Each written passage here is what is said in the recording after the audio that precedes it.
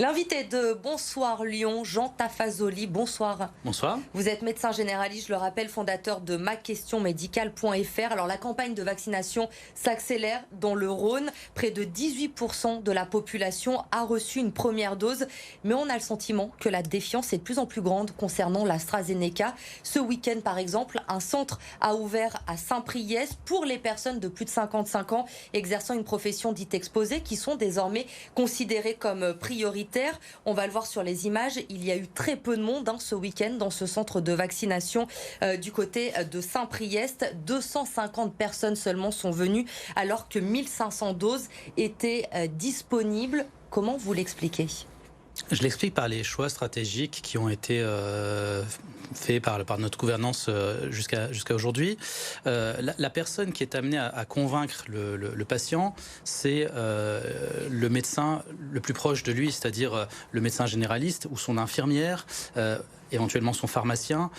Aujourd'hui, ce qu'on voit sur le terrain, c'est que ces trois professions ont eu énormément de mal à avoir accès au vaccin, que ce soit l'AstraZeneca et encore plus pour le Pfizer. Donc, de toute manière, la défiance existait vis-à-vis de tous les vaccins en France. C'est pas une nouveauté. En plus de cela, donc, il s'est ajouté cette mauvaise gestion, cette mauvaise répartition. On a uniquement misé sur des centres de vaccination en disant voilà, les gens vont y aller. Ça tenait à rien. Et puis, enfin, tout le tapage médiatique qu'il y a eu autour des cas de thrombophlébite cérébrale pour le vaccin AstraZeneca, mais qui finalement est également possible avec d'autres vaccins. On en a moins parlé. Ces risques de thrombose ne sont pas forcément liés au vaccin AstraZeneca ? En tout cas, la corrélation n'a pas été encore établie. Il y a des doutes sur quelques cas. On parle de moins de 30 cas sur l'ensemble des vaccinations en Europe, donc sur plusieurs dizaines de millions de vaccinations. Effectivement, l'ingestion de n'importe quel médicament ou l'injection de n'importe quel médicament fait que de toute façon, vous allez retrouver soit le même taux d'effets secondaires que dans la population générale, soit un taux légèrement supérieur. Il faut voir si c'est significatif. De toute façon, maintenant, la mauvaise publicité a été faite. Aujourd'hui, justement, selon une dernière étude publiée, 23 personnes en France ont été atteintes de thrombose après avoir été vaccinées à l'AstraZeneca. 8 sont mortes. Ça fait un risque de 3 pour 1 million. Ouais. C'est moins que le risque de mourir du Covid pour les plus de 55 ans. Donc on reste toujours dans cette balance bénéfice-risque. Et surtout, c'est moins que le nombre de thrombophlébite cérébrale dans la population générale, qui est de quelque chose comme 4 pour 1 million. C'est-à-dire que même sans vaccin, même sans ingérer le moindre médicament, vous avez un cas de thrombophlébite cérébrale dans la population générale de 4 pour 1 million. Donc, on est grosso modo sur le risque qui existe en temps normal. Est-ce qu'il y a une corrélation avec l'injection du vaccin ?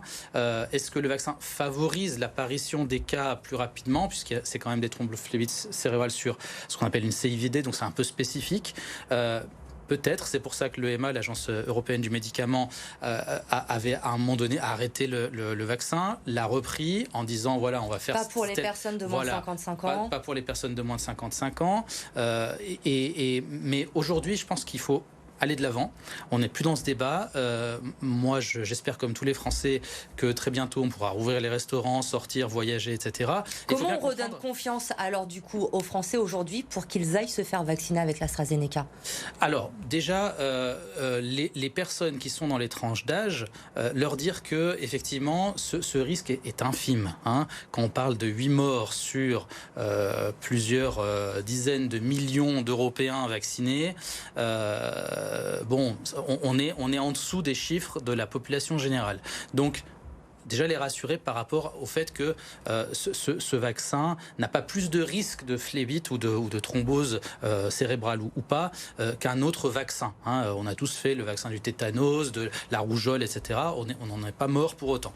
La deuxième chose, les autres vaccins arrivent. Il y a le Johnson & Johnson qui arrive. Mais il a été retiré aux États-Unis, donc ça risque également de ne pas rassurer les gens. Ne pas se tromper du fait qu'il y a aussi des intérêts économiques de la part des États-Unis États-Unis, hein, qui gardent leur Pfizer pour eux pour l'instant, qui ne les partagent qu'ils les font payer cher, et qu'il y a finalement très peu de pays qui ont du Pfizer dans le monde actuellement.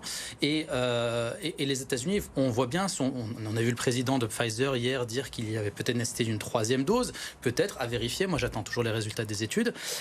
En tout cas, il va y avoir tous les vaccins là d'ici le mois de juin qui seront disponibles. J'espère qu'enfin on en aura, parce que personnellement, moi, j'ai arrêté de faire des premières doses dans mon cabinet il y a déjà 3 semaines, puisque je n'ai pas reçu d'AstraZeneca. Là, on parle d'un vaccin. C'est juste un problème d'approvisionnement. C'est pas oui, par c'est-à-dire choix que la distribution. que vous avez arrêté Tout à fait. C'est-à-dire que moi, j'ai reçu cette semaine à nouveau un flacon. Avec un flacon, je fais 11 doses. C'était un AstraZeneca. Les gens effectivement n'en veulent plus, ou en tout cas, il y a beaucoup de monde qui est en train d'avoir des doutes dessus et de ne pas vouloir venir voir le médecin pour cela. Et moi, je suis pas commerçant, hein, donc je suis médecin. Je veux pas m'amuser à appeler les patients un par un pour trouver 11 personnes. Voilà. Donc, par contre, je crois beaucoup en la diversité des vaccins et ce qui doit arriver. Et j'espère que l'ARS nous écoutera cette fois-ci et nous remettra un petit peu les médecins généralistes et les pharmacies et les infirmières dans le giron de la vaccination et nous permettra de vacciner, de faire notre travail. En fait. Vous êtes vacciné, vous ? Moi, je suis vacciné, oui. Avec l'AstraZeneca ? Alors, en fait, moi, j'ai été vacciné très tôt, puisque j'ai aussi un peu d'activité en EHPAD. Et donc, j'ai reçu parmi les premières doses qui sont arrivées, et c'était du Pfizer. Donc, est-ce que je dois dire que je suis chanceux d'avoir reçu du Pfizer ? Je ne sais pas. J'ai vacciné des proches avec l'AstraZeneca. Je me serais fait vacciner avec l'AstraZeneca. Je pense que les débats autour de la fabrication du vaccin, les produits, etc., ça tient surtout de la méconnaissance de la fabrication d'un vaccin. J'ai entendu hier dans un taxi à Paris, c'est parce qu'en fait, on l'a fait trop vite. Non, on sait fabriquer des vaccins, c'est pas une nouveauté. Je veux dire, ça fait 50 ans qu'on fabrique des vaccins, quelle que soit d'ailleurs la marque de vaccin. Tout le monde sait fabriquer des vaccins. L'ARNM, on a vendu ça comme une nouvelle technologie. La seule chose qui change... L'ARN messager, Pfizer et Moderna. C'est ça, on l'a vendu comme quelque chose d'extraordinairement nouveau. C'est pas si nouveau que ça, c'est une techno qui a 20 ans. Donc finalement, je pense qu'il faut se demander ce qu'on veut pour l'avenir de notre pays. Il y a des pays comme Israël ou les États-Unis qui sont en train de rouvrir leurs frontières, qui enlèvent les masques, qui sont au restaurant, qui sont en terrasse. Et nous, on est là avec nos 18%, et puis au niveau national, encore moins. Voilà, il va falloir vacciner, il va falloir redonner confiance aux gens également, être plus pédagogue, et puis redonner les clés de la maison médicale aux médecins. Un mot également sur la situation dans le département du Rhône, avec la vaccination qui s'accélère, les mesures de restriction mises en place. On voit les chiffres baisser, certes très lentement ces derniers jours, mais qui baissent un petit peu. Est-ce que ça veut dire qu'on a atteint, ça y est, le pic de cette 3e vague ? Alors moi, les mesures de restriction, je suis désolé, je suis médecin, mais finalement, je les comprends pas. Je préfère le dire tel quel. Tout à l'heure, j'étais je revenais de Paris, j'étais dans un TGV Ouigo. J'ai pas eu de contrôle, le TGV était bondé et il y en a 8 par jour. Donc la restriction vis-à-vis des pays à l'étranger, peut-être qu'il y en a une. Effectivement, à l'aéroport, il y a plus de contrôle, mais en interne, dans le paysage français, je sais pas si vous avez déjà été contrôlé par la police quand vous faites vos déplacements quotidiens. Moi, ça m'est jamais arrivé. Et clairement, j'ai pas l'impression qu'on ait vraiment fait des mesures de restriction. Alors, il y a eu beaucoup d'annonces, effectivement. Mais aujourd'hui, malgré, on va mettre de côté les restrictions, est-ce qu'elles sont respectées ou pas ? Est-ce que le pic a été atteint dans le département du Rhône, selon vous ? Est-ce qu'on se dirige lentement vers une décrue ? A priori, on est en haut de la crête. De toute façon, avec les beaux jours qui reviennent, on l'a vu l'année dernière, la pandémie va décélérer. On a vacciné toutes les personnes, ou j'espère en tout cas une grande partie des personnes fragiles.